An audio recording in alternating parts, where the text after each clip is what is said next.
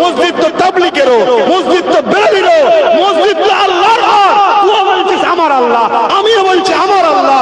এখানে সবার আল্লাহর ঘরের উপরে যখন কেন্দ্র সরকার কালা কানুন করে মিটিয়ে দিবার চেষ্টা করছে, এই সরকারের হাত থেকে মসজিদ মাদ্রাসাকে বাঁচানোর জন্য আমাদের সংগঠিত হওয়া দরকার আছে না নাই? জোরে বলেন আছে না নাই? আমি সেই জায়গায় তো লড়াই করছি। বলছেন না ঠিক আছে, আপনি কেন্দ্র সরকারের বিরুদ্ধে বলছেন, ভালো কথা। আপনি রাজ্য সরকারের বিরুদ্ধে বলেন কেন? রাজ্য সরকারের বিরুদ্ধে এই জন্য বলি, কেন্দ্র সরকারকে রাজ্য সরকার জায়গা করে দিচ্ছে বাংলায়, তাই বলছি। না, এই বাংলায় ছিল না, এই আসার পরে ঢুকেছে, এই জন্য বিরোধী করি। দুর্গাপুরে বলবুজানকে রাজ্য সরকার মাদ্রাসাকে ভেঙেছে, এই জন্য বিরোধী করি। এই সরকার বলেছে কোরআন শেষ হয়ে যাবে, আমার উন্নতি শেষ হবে না, এই জন্য বিরোধী করি। এই জন্য বিরোধী করি। যখন মসজিদ মাদ্রাসার হয়ে বিজেপির বিরুদ্ধে আন্দোলন করছিলাম আমরা, তখন এই সরকার বলেছিল বিজেপির বিরুদ্ধে আন্দোলন করলে দিল্লি চলে যাও, এখানে আন্দোলন করলে আমি বড় দুশমন হব। তাহলে বলো, এই সরকার বিজেপির বন্ধু না দুশমন? তাহলে এর বিরুদ্ধে বলা দরকার আছে না নাই? তাই বলছি। এটাও কি নিজের স্বার্থে বলছি? কথা বল। কিন্তু তোমাকে 3000 দেয়, তোমাকে 5000 দেয়, তোমাকে গোপনে লিফাফাই চলে আসে 10,000 মাসে, তোমার লিফাফাই চলে আসে 50,000 মাসে, তোমার লিফাফাই চলে আসে 1 লাখ মাসে, তোমার লিফাফাই চলে আসে 5 লাখ মাসে। তোমার গাড়ির মাথায় আলো দিয়েছে, তোমার আগে পুলিশ দিয়েছে, তোমার এই দিয়েছে, তোমার ওই দিয়েছে, তোমার মাথার কাজ করছে না তো, কিন্তু তোমার হুঁশ নাই।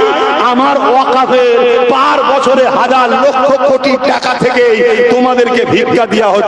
যদি এই মসজিদ চলে যায়, এই মাদ্রাসা চলে যায়, এই কবরস্থান ঈদগাহ খানকা চলে যায়, তখন আর তোমার আলো থাকবে না, তোমার লিফাফায় 1 টাকা থাকবে না।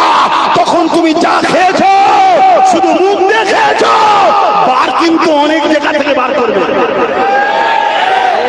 তাহলে আল্লাহর ঘরের জন্য বলবো না বলবো না? কমিটি বলবে আপনাদের অসুবিধা হচ্ছে। এবার আমার একটা 80 বছরের মুরব্বী বাপ, তার কি ঝগড়া করার বয়স আছে না? চিল্লাবার বয়স আছে? সে বলছে আমার বাচ্চা যেটা করছে ঠিক করছে, আমার ভাইপো যেটা করছে ঠিক করছে। এইটুকু তো কমসে কম আশা করতে পারি মুরব্বীদের কাছ থেকে। তা না করে আপনি মুরব্বী মানুষ, যাবার সময় হয়েছে, ইসলামের বিদ্বেষী নেতা নেত্রীর দালালি করে জাহান্নামে যাওয়ার শখ গেছে পুরো। এরকম সমাজে কিছু আছে না নয়? বাপ হিসাবে বলে যাচ্ছে, শুধরে যাও।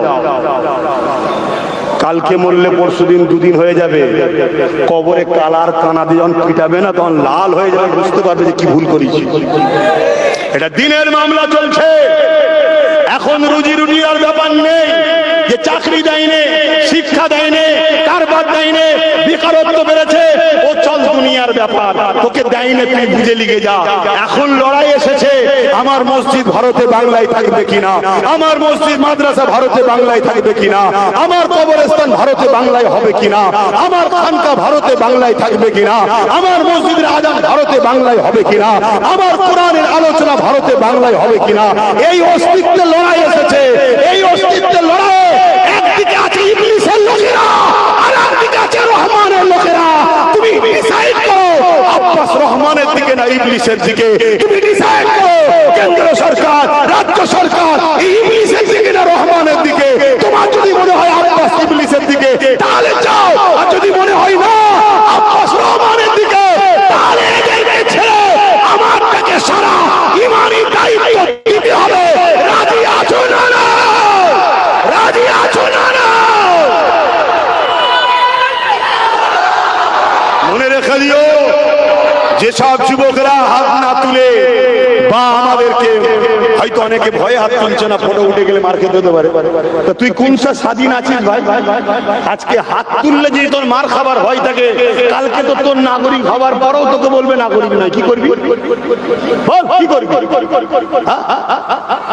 তখন তুই বলবি না না না না আমার দিদি আছে। আরে তোর দিদি 221 কোটি টাকা এসআইআর হবার জন্য বাজেট করেছে, তোদের সামনে নাটক করছে, তোদের সামনে বলছে হতে দেবো না, আর ওইদিকে অফিসার যা লাগবে এসআইআর করার অফিসার নিযুক্ত করছে। তোদের হুঁশ আছে? আর এই কথাটা যদি আমি ভুল বলে থাকি, তোর দিদির হাতে তো ক্ষমতার জামার নামে কেস করতে বল। কথা শুনছেন না শুনেন? পুরো গেম প্ল্যান চলছে। ও মারতে আসবে, এ বলবে থাক থাক থাক থাক থাক থাক থাক থাক থাক।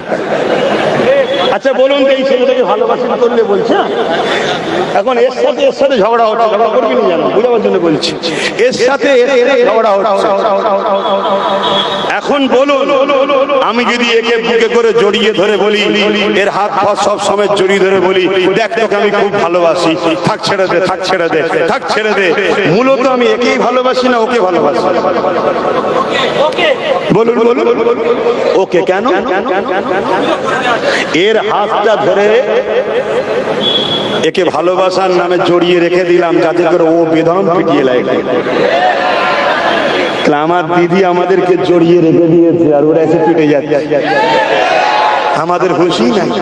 আরে ঘুমটা দিয়ে তারে আছে, হ্যাঁ শুনছেন না শোনেন না?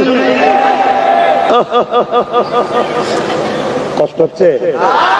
হুজুর জলসায় এসে বলছিস কেন? হুজুর জলসায় এসে বলছেন কেন? কষ্ট হচ্ছে? তোর মমতাকে যে বলবে যে হজ হাউসের মধ্যে মদের বোতল রেখেছিলিস কেন? ওকে আগে জিজ্ঞেস করে দিলেন। শুনছেন না শোনেন না? ওকে জিজ্ঞেস করবে যা, কেন তুই বলবি যে পথচারী কুকুরকে ভাত খেতে দেবো তো মাদ্রাসার ছেলেদের খেতে দেবো না? ওটাকে জিজ্ঞেস করবে। এই জানেন বলেছে, জানেন না জানেন? তারপরে আমাকে এসে বলবি যে ধর্মসভা এ কথা বলছেন কেন?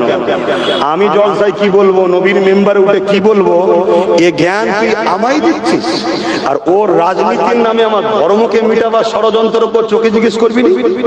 তাহলে জানতে হবে তুই মুনাফিক। এই তোর কাছে আমার কথাটা ওর গায়ে বিরুদ্ধে হচ্ছে বলে তোর গায়ে লেগে গেল, আর ও যখন আমার দিনের বিরুদ্ধে বলছে তোর গায়ে লাগে, তুই মুনাফিক, তুই মুসলিম সমাজের জাতির কলঙ্ক, তোর জন্য জাহান্নামের আগুন কবরে অপেক্ষা করছে। হয়তো লোক না চিনে তোর জানাজাও করবে, কিন্তু তুই মরার পর আর রেহাই পাবি না।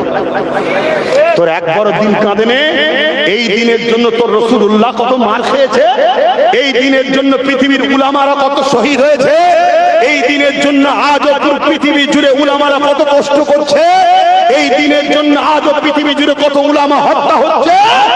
সেই দিনকে যখন মিটানো হচ্ছে, তুই মুসলমান দাবি করে জালিমদের দালালি করছিস, তাদের থেকে দূরে না এসে আমার সমালোচনা করছিস। মানে তোর তো উচিত রাজনীতির করা যখন এতই নেশা, নিজেরা সংগঠিত হ, তার সাথে সাথ দে যে তোকে ভাগীদারির পাওয়ার দেবে। শুনছেন তো নাকি? ভাগীদারির পাওয়ার দিলে লাভ কি? এই যে চেয়ারে বসে আছে, ধরেন কেউ আপনাকে একটা পায়া দিয়েছে, 3টে হাত তার কাছে আছে, এই চেয়ারে ধরুন সেই বসে আছে, কিন্তু একটা পায়ার মালিক আপনি তো। শুনছেন? সে যদি এই চেয়ারে বসে বলে দিল্লি চলে যা, আপনার লাভটা কি হবে? আপনি তাকে যে বলবেন ওঠ ওঠ ওঠ ওঠ ওঠ, পাটা খুলে নেবেন, চেয়ার পড়ে যাবে, মানে সরকার পড়ে যাবে। কথা বুঝছেন না? বোঝেন না? এই ভাগীদারির দরকার আছে না?